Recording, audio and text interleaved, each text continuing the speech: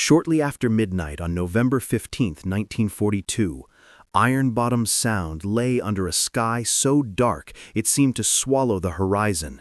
The moon hidden behind drifting clouds, the air heavy with the smell of burnt fuel and distant rain carried from Guadalcanal.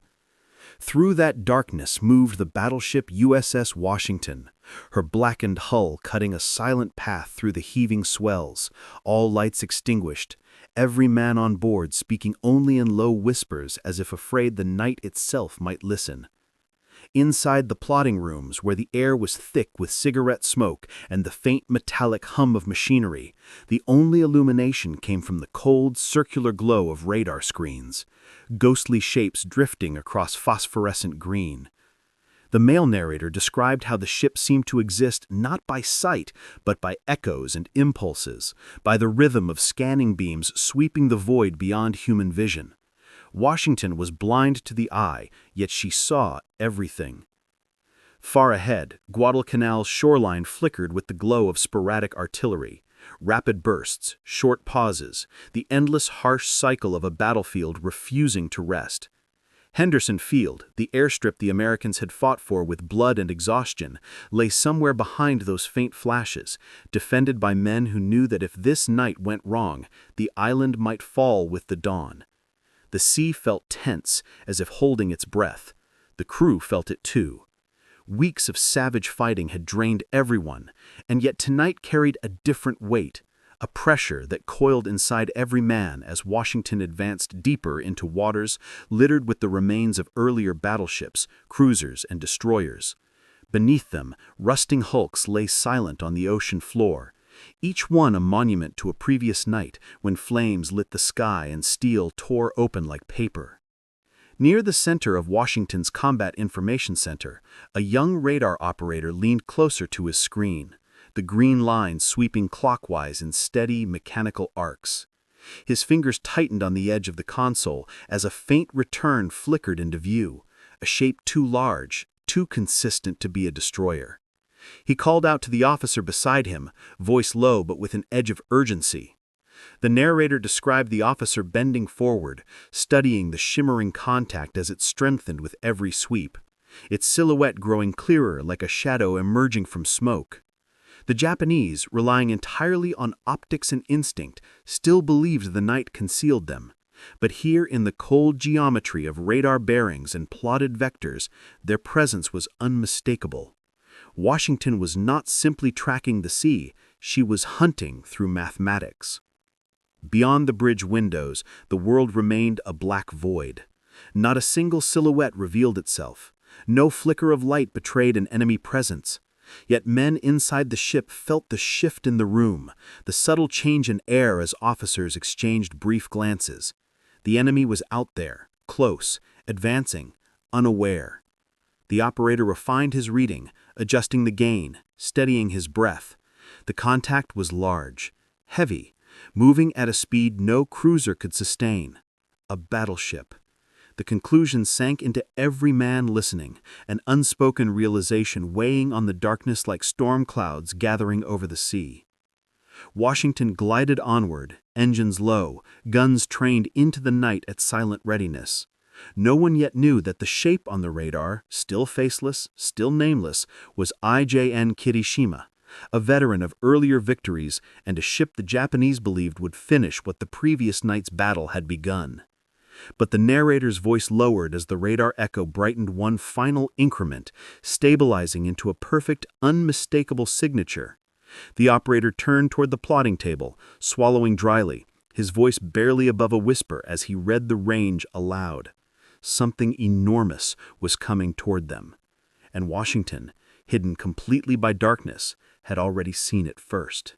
For years before this night, the Imperial Japanese Navy had perfected an art the world admired and feared, the art of fighting in darkness.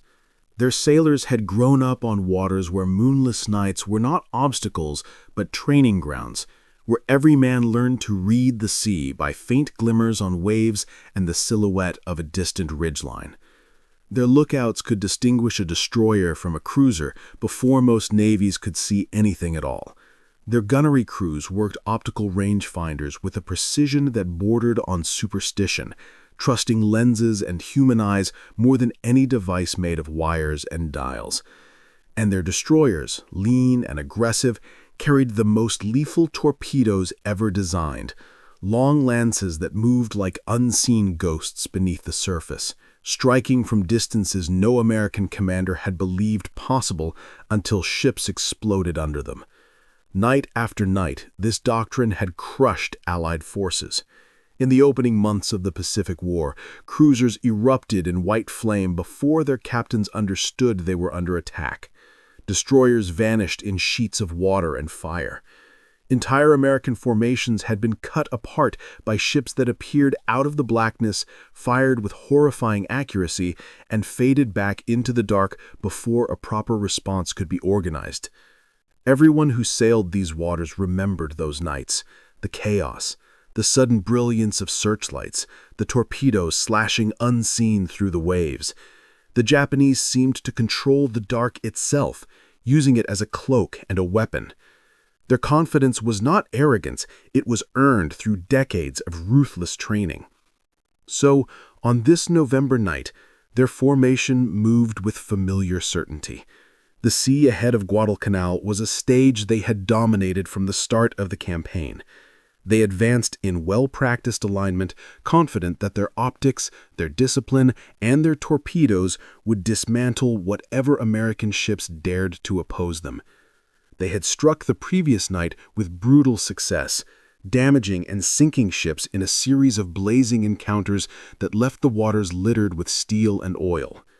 There was every reason to believe this would be a repeat, another swift, decisive lesson delivered under cover of darkness. Yet beneath the surface of their confidence lay a blind spot as dangerous as any torpedo. Their doctrine assumed a world that could still be read by human senses. It depended entirely upon what the eye could see, what a lookout could shout from a bridge wing, what a gunnery officer could measure through a lens. No calculation inside their battle plans accounted for a foe that could fight without sight at all, a foe that did not rely on moonlight, starlight, or silhouettes. To the Japanese commanders, the night was an equalizer that favored the better-trained Navy. They believed the Americans still fumbled in darkness, as they had so many times before. But far across the water, hidden in the black void between wave and sky, a different kind of perception was watching them. USS Washington moved forward without revealing a single glimmer of light, yet she tracked the Japanese formation with calm accuracy. Her crew did not squint into the night or search the horizon through binoculars. They read the battle from glowing screens and plotted bearings with the precision of a surgeon preparing a decisive cut. Where the Japanese saw only empty sea, Washington traced the outlines of enemy ships in clusters of electronic echoes, positions, speeds, headings, all invisible but all known. The Japanese moved boldly, unaware that their greatest strength had already become their greatest vulnerability. And while they sailed blind with confidence, Washington quietly adjusted course toward them, guided not by sight, but by certainty. Admiral Willis Augustus Lee stood on the dimly lit bridge of USS Washington with the calm, measured posture of a man who had spent his life preparing for moments exactly like this, though no one could have known how the night would test every principle he believed in. He carried none of the dramatic flair often associated with wartime commanders. His presence was quiet, analytical, almost austere. Yet beneath that reserved exterior lived a mind built on precision.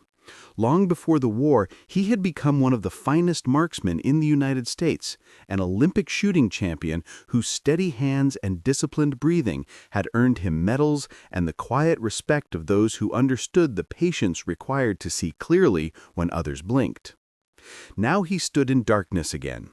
Only this time, the weapon in his control was a battleship, and the target was a Japanese fleet slicing through Iron Bottom Sound. Lee had studied radar long before many officers believed in it. To him, the humming, pulse-driven screens were not experimental tools, but the future of naval warfare, a way to turn night into an ally rather than a threat.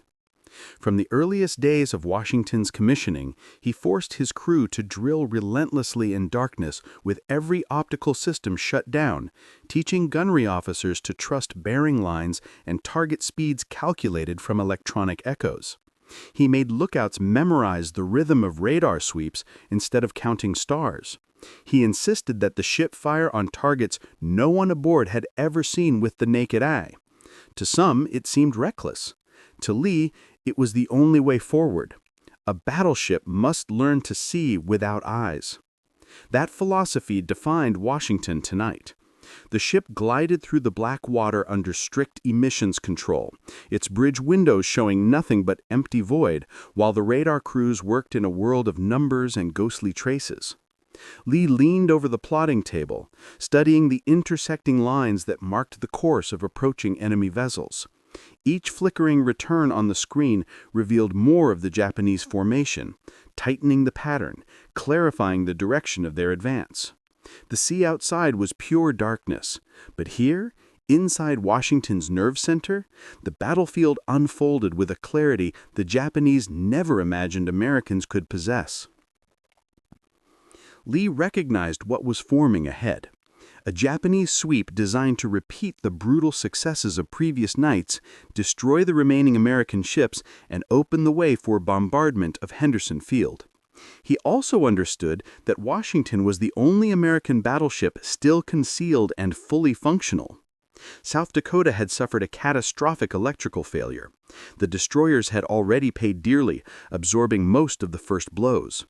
Now Washington stood alone, the last shield between the Japanese and the airfield, whose fate would shape the entire campaign.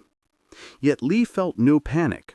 He watched the glowing lines of movement with the same steadiness he once applied to the sights of a pistol. The Japanese were advancing with the confidence of men who believed the darkness protected them. They did not know Washington was tracking every shift of their formation. They did not know that her guns were already trained by calculations made in silence, far beyond human sight. For Lee, the moment carried an eerie sense of inevitability. This was the test radar had been waiting for, the moment when theory would collide with doctrine. He gave quiet instructions, each word measured and deliberate. Gun crews adjusted elevation and bearing by numbers alone, trusting the radar plot in ways no battleship had ever done at such a scale. Engine rooms prepared for sudden acceleration. Officers whispered updates as Japanese ships drew nearer, unaware of the invisible crosshairs closing around them. The bridge remained dark, the crew motionless except for the slow turns of heads listening for orders. Lee studied the latest contact report. A large target moving steadily through the sound, maintaining the deliberate pace of a capital ship. Its position now lay perfectly within the firing arcs Washington had prepared. The calculations were aligning with the precision of a master marksman adjusting for wind before releasing the shot. He nodded once, a subtle gesture that carried the weight of decades of preparation. The moment of firing was drawing near, and far across the water, Kirishima still sailed confidently, unaware that in the darkness she had already stepped into the sights of a man who did not need eyes to see her. The American destroyers were the first to feel the weight of the night pressing down upon them as they advanced ahead of the battleship line, their narrow hulls slicing through the black water with engines humming at battle pace. They carried no illusions about what waited in the dark. Every man aboard knew that destroyers were the thin shields of any formation, the first to be spotted, the first to be fired upon, the first to disappear in boiling plumes of flame. But they also understood their purpose, to take the blow so that the heavier ships behind them could strike. On this night, that burden fell hardest on the destroyers Woke, Preston, Benham, and Gwynn. They pushed forward into waters where the remains of earlier battles still drifted beneath the waves, each passing swell brushing against floating debris of ships sunk just nights before. As the Japanese formation approached, the first hint of contact came not from radar, but from the subtle change in the wind. A thin chemical smell carried over the surface, the indication that engines were running hot beyond the horizon. Seconds later, Japanese searchlights erupted in blinding white columns, tearing open the night like jagged wounds.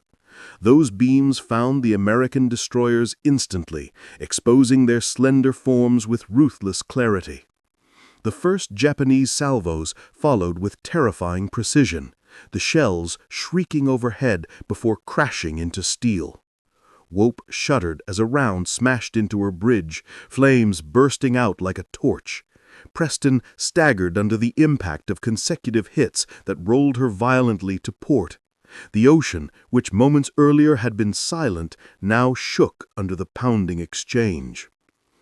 The destroyers fought back with everything they had, sending streams of tracer fire arcing into the dark, torpedoes roaring from their tubes with desperate speed. But they were facing veterans of dozens of night engagements, cruisers and destroyers whose gunners had been raised to read darkness like a map. Shells rained down on the American ships in relentless succession. Woke's forward magazine erupted in a rising column of fire that lit her decks in a hellish glow. Preston, struck broadside, rolled helplessly before going dark. Benham lurched, her bow nearly severed, seawater pouring into compartments faster than pumps could respond. The destroyers had been sent forward as shields, and now they were breaking apart under the storm aimed at the fleet behind them. Washington watched from the distance, unseen by the enemy. Lee understood that each burning ship ahead was buying precious minutes he needed.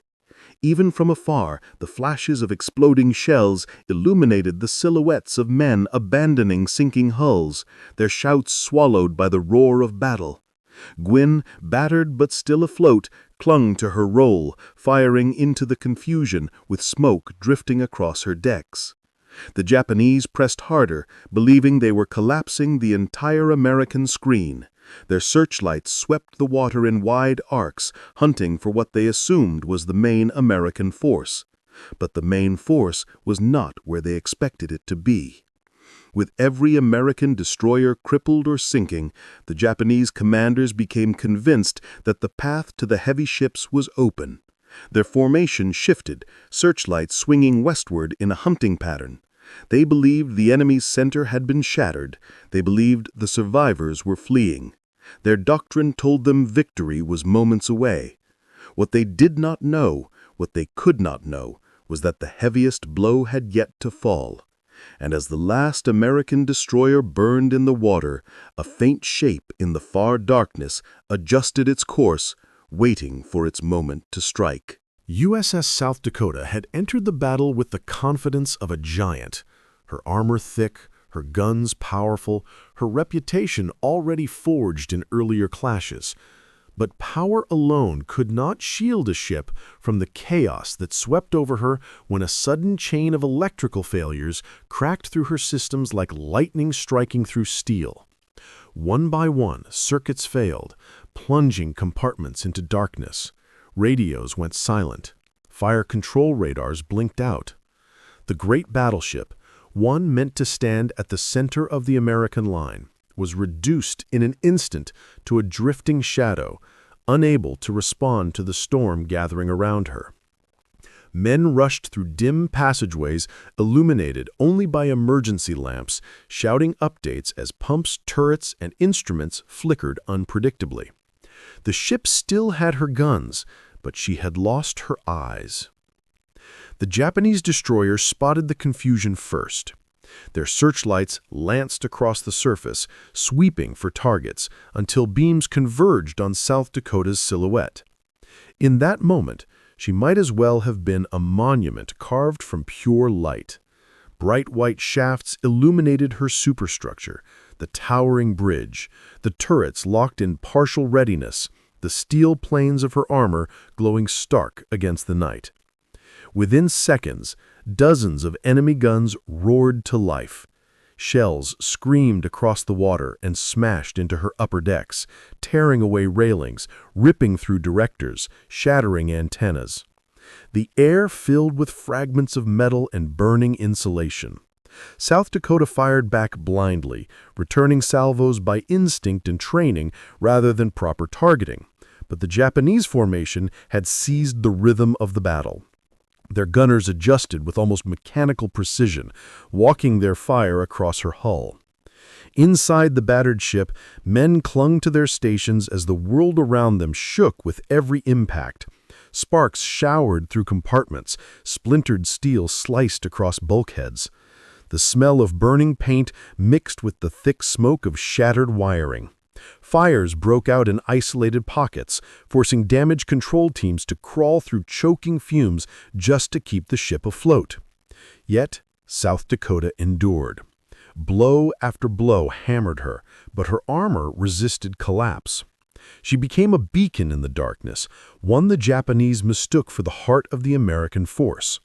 Believing she was the only battleship present, they concentrated their fury on her, certain they were on the verge of crushing the last American blockade protecting Guadalcanal.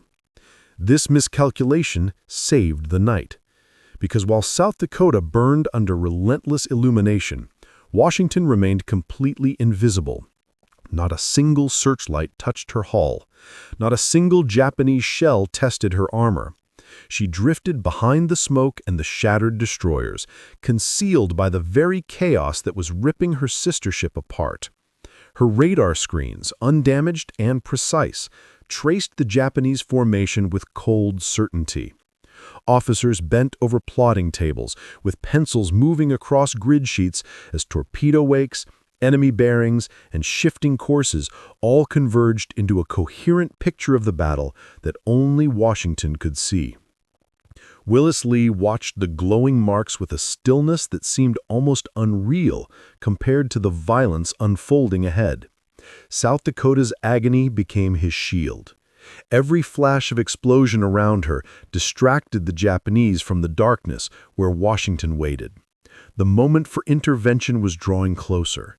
The moment when the decision would fall not to chance or instinct, but to skill, calculation, and the cold advantage of radar-driven fire control. South Dakota reeled under another barrage, her superstructure torn open, flames climbing toward the sky like a signal beacon. The Japanese cheered aboard their ships, convinced the American line was collapsing. They believed victory was moments away, that the battered battleship illuminated in their lights would soon sink beneath the waves. They did not know that a second American battleship, the one they had not found, the one that still saw them clearly, was preparing to fire. Washington's guns had been silent for most of the battle, held in reserve like a coiled predator waiting for its moment to strike. Now, with South Dakota burning in the glare of Japanese searchlights and the enemy convinced they had destroyed the last threat, the waters ahead finally opened. Willis Lee studied the radar plot one final time. The echoes were unmistakable, one large target advancing on a steady bearing, her movements too heavy and deliberate to be anything but a capital ship, Kirishima. The ship that had come to finish the job of crushing American resistance around Guadalcanal. Lee inhaled slowly, the kind of breath taken before a marksman squeezes the trigger. Washington adjusted her course in the dark, invisible to every Japanese lookout still peering desperately into the night. At precisely 0052, her main battery roared. The ship trembled from bow to stern as 9 16-inch guns hurled shells that weighed as much as small cars into the blackness ahead.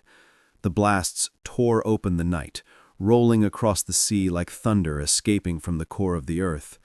The Japanese, who had seen nothing, heard nothing, suddenly watched the void explode in blinding flashes as Washington's salvos illuminated the water. Before their officers could comprehend what was happening, Kirishima shuddered violently, struck amidships by shells that carved through armor and ripped through machinery deep inside her hull. The first hits jammed her steering. The second ruptured fuel lines. The third ignited fires that began to climb her ventilation shafts, like flames seeking oxygen. Within minutes, Kirishima was losing control. Her rudder jammed hard, forcing her into a slow, helpless circle. Her gunners, trained to fight by optics, searched frantically for the source of the attack. But Washington revealed nothing. No light, no outline, no silhouette, just the distant thunder of another broadside tearing through the night. Shell after shell crashed into Kirishima, the impacts thundering across the waves, throwing crewmen from their positions, flooding compartments, breaking bulkheads. The Japanese battleship tried to reply, firing salvos into the dark at random, but their shots passed harmlessly into empty sea. And then the torpedoes came. Long lance launches streaked through the water, dozens of them racing toward Washington with lethal purpose, their wakes glistening faintly under the burning glow of South Dakota's superstructure. Lee responded instantly, ordering evasive maneuvers with a precision that seemed almost unnatural under such conditions. Washington swung through the darkness with surprising grace, her rudder cutting the sea as torpedo wakes swept past her bow and stern. Some exploded in distant flashes, hitting nothing but water. Others hissed by so close that the crew could hear the engine noise vibrating through the hull, but none found their mark. Washington turned, adjusted, and turned again, dancing through lethal geometry only radar and instinct could decipher in time. Meanwhile, Kirishima's fate was sealed. Washington's shells crushed her engineering spaces, extinguished her pumps, and set her listing heavily. Flames crawled across her decks, licking at shattered turrets and broken ladders.